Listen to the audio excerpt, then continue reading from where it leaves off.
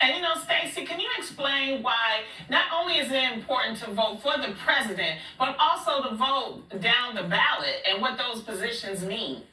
So I remind folks, if you supported Barack Obama in 2008, everybody was all excited, and then we didn't show up in 2010, and all of the power to make laws disappeared because we have three branches of government. We were paying attention to the Supreme Court because of Ruth Bader Ginsburg. We pay attention to the presidency because of Joe Biden.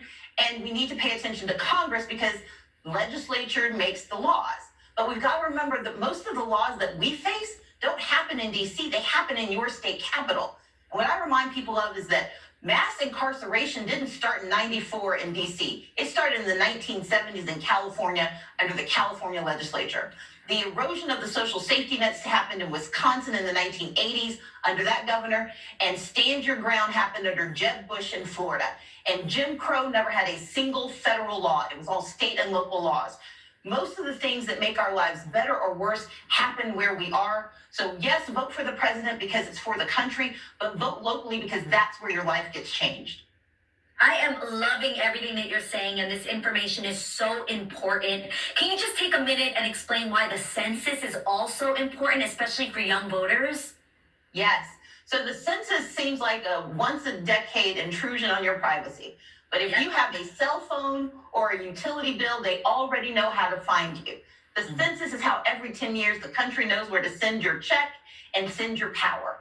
And so we need to complete the census because in this year, young people and people of color are likely to be erased. It is the least accurate census that we have had in a century.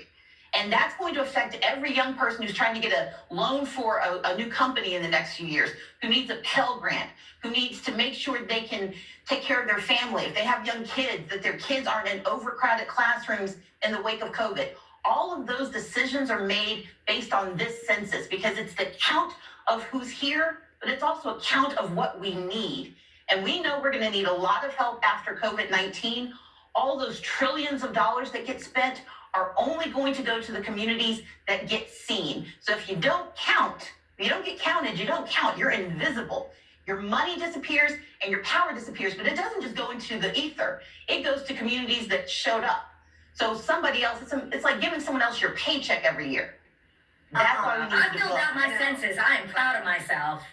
Same. Stacey, all you said was check and power. Don't miss out on that, folks.